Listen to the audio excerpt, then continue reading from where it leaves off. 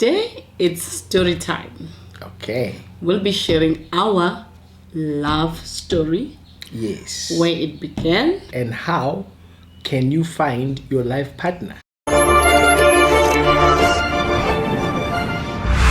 Hello everybody. Hello. Today we are having the big pot. We will be asking questions that come from the big pot. Questions from the big pot. Okay. The first question says, where and how did you meet? When was that? Yes, you can go for it. So, okay. Yeah. We met for the first time, I think, in 1995.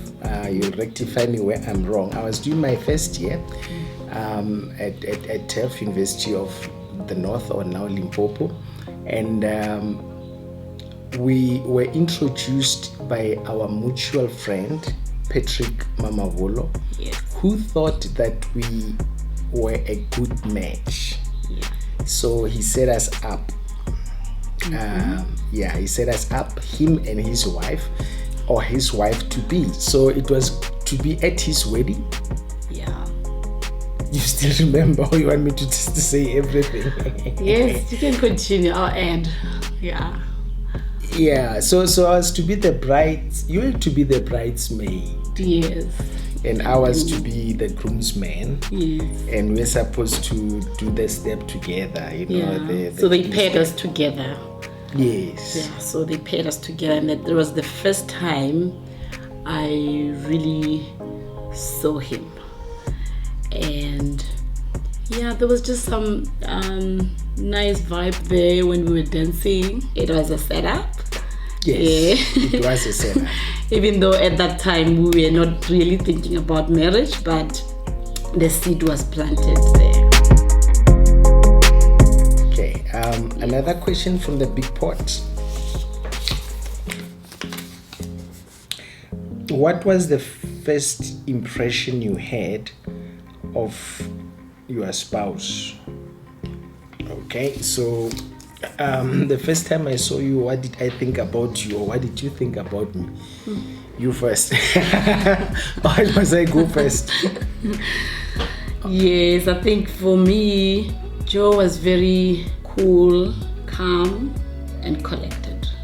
And that's something that I just loved about him from a distance. He was not somebody who talks a lot, who's everywhere.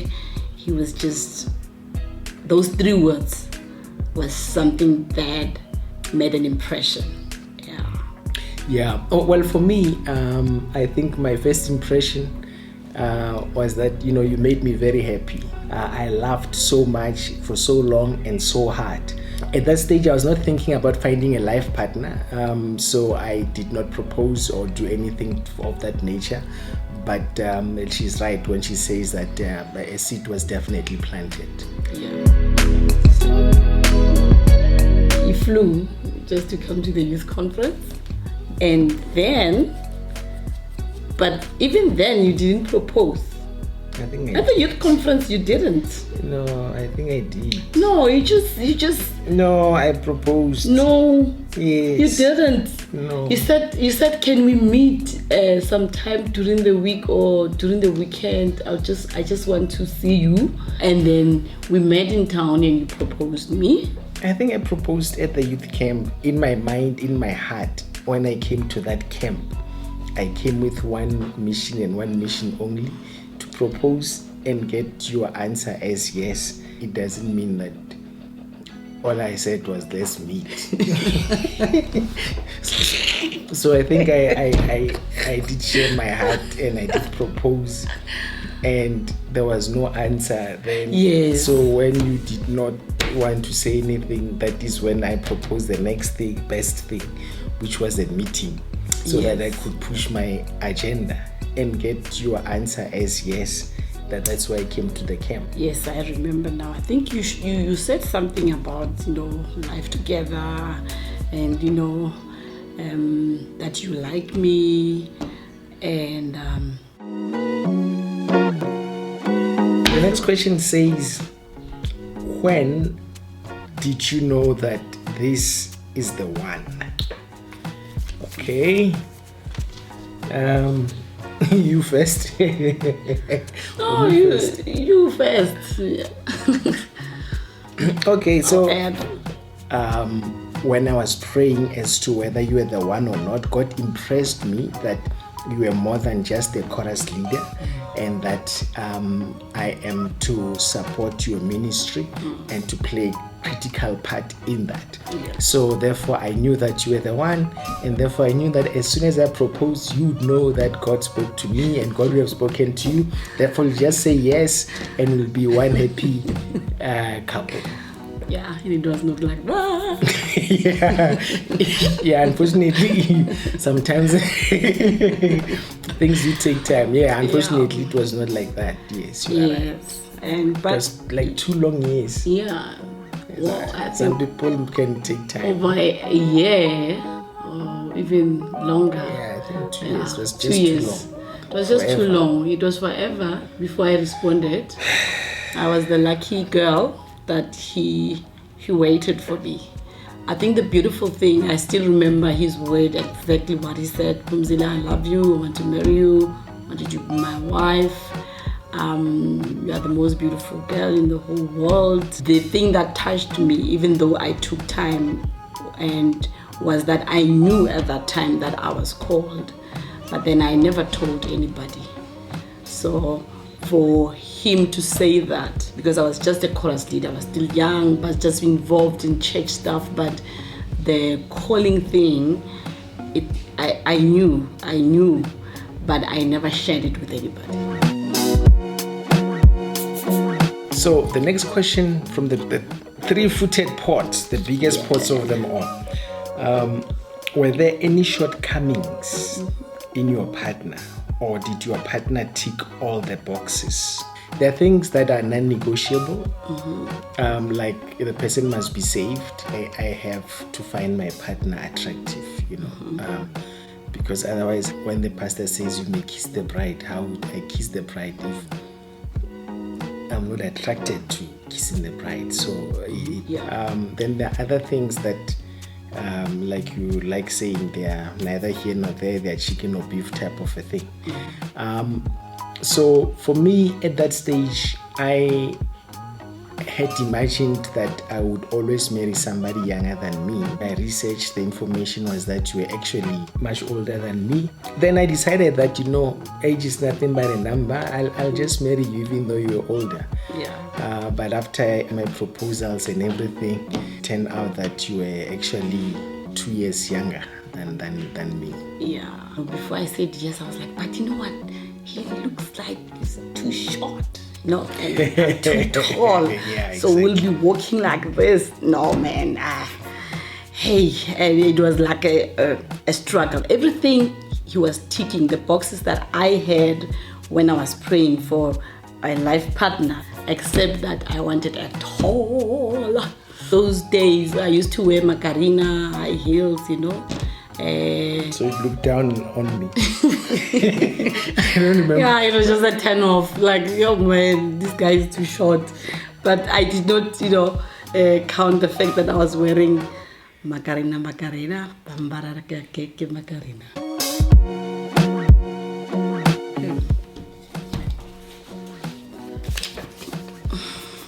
The next question from the big pot is, how can I find a life partner? So what steps can somebody take in order to find a life partner?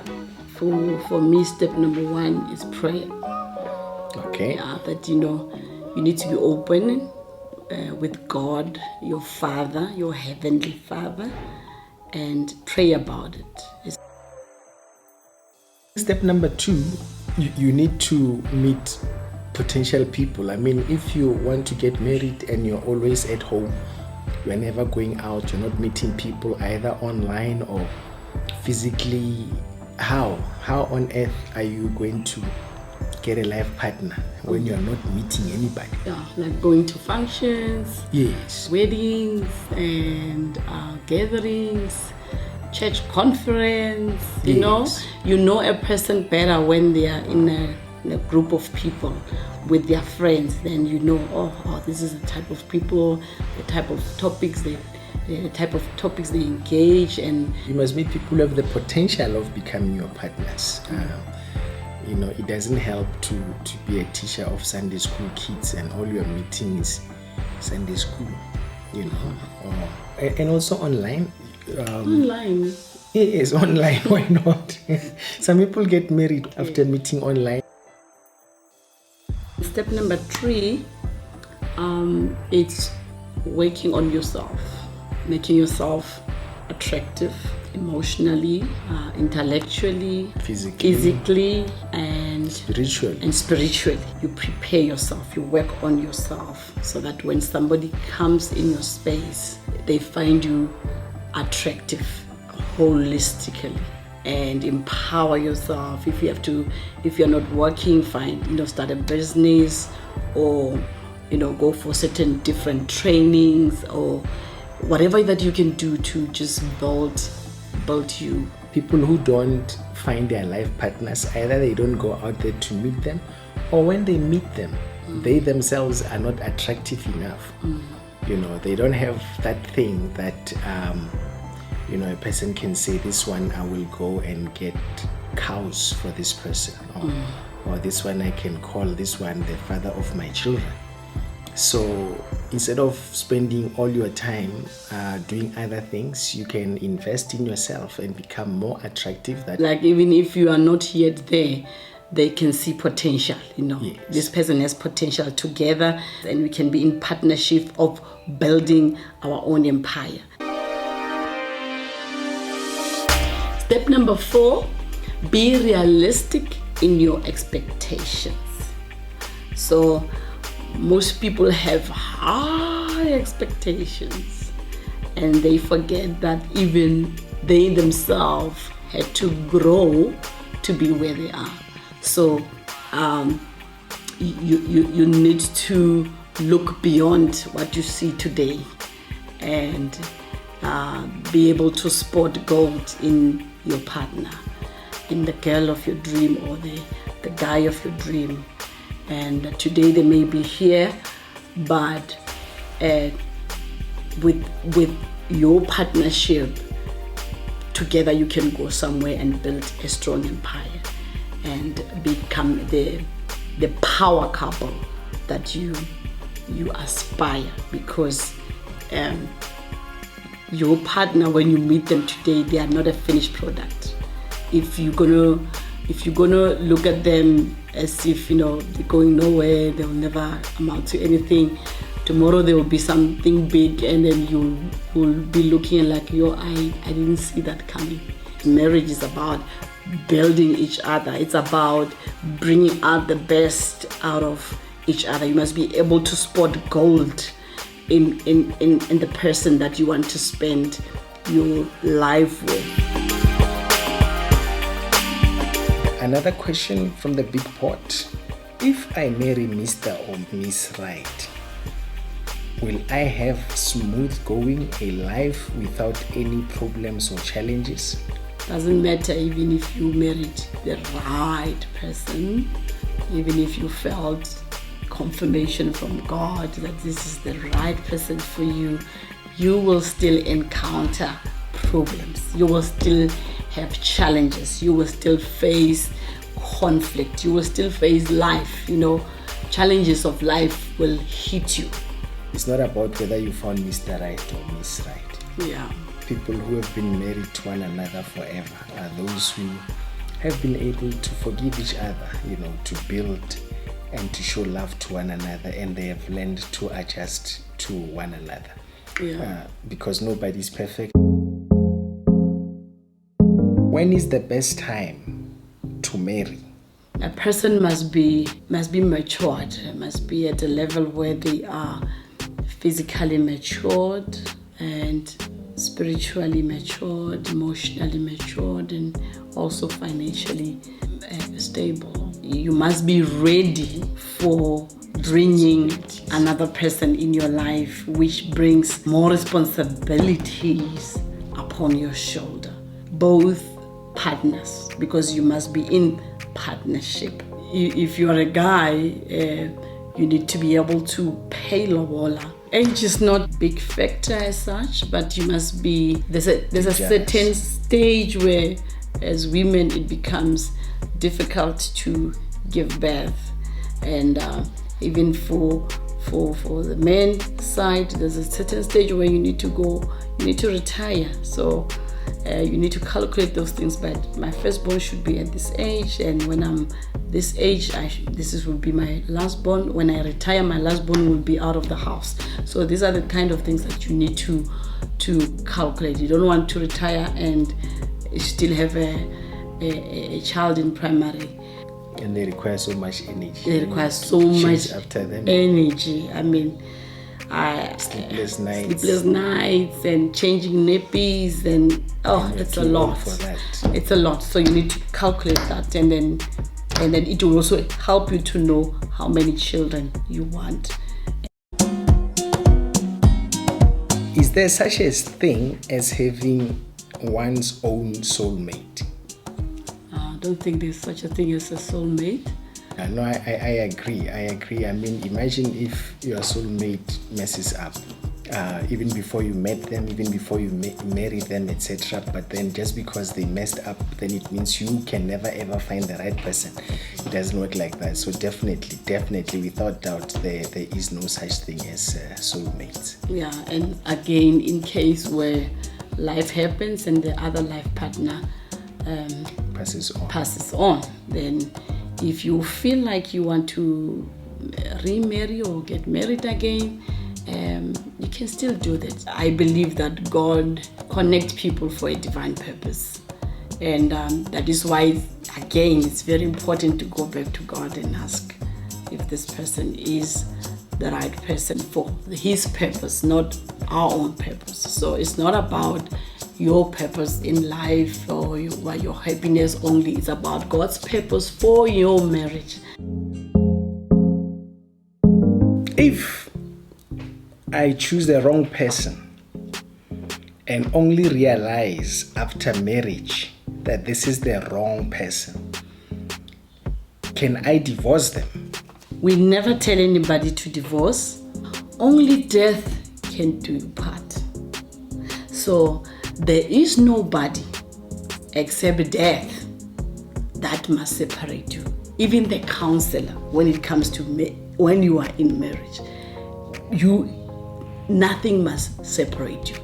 So it is both your duties to accept each other's weaknesses and embrace each other and work on your strong points to build your marriage, because you are not marrying an angel, you are not marrying a perfect person, you are marrying somebody who has mistakes, who will falter, and you made a vow before God and before the church when you get married, before the witnesses, which is the family and the people, that you will love your partner and you will you will love them till death do you part, and you must stick to your vows. And it's something that we need to learn in our generation, to fight, to stick to our vows and fight for our marriages, because nobody's going to come and fight for your marriage. You must fight for it and give it your best energy. Divorce, it's painful. It's not a child's play. It takes the whole of you. It drains, it takes money, frustrates kids, families. It's a very painful experience. Yeah. There's a difference between before marriage and after marriage. So before marriage, that is why it's very important to go for premarital counseling, because when you see those red flags, it's okay. It's okay to walk away before you say I do, because once you make a covenant that you promise your life to somebody, and for better for worse, and then you break that, it's a problem. But the beauty of premarital counseling, it helps you to see the red flags. We tell you that there's the 1, 2, 3 that you have to deal with throughout your marriage. So when we look at it, we think you too, before you go too far, it is best to just end it here. But it's also your decision. If you feel like, you will work it out, you will work those kind of things, because some things will never change. You are not there in marriage to try and change somebody. That is why, my friends, it's very, very important to make sure that you are marrying the right person, because divorce is a very, very, very big problem. Thank you so much for being with us today. Don't forget to subscribe, share, like, and comment.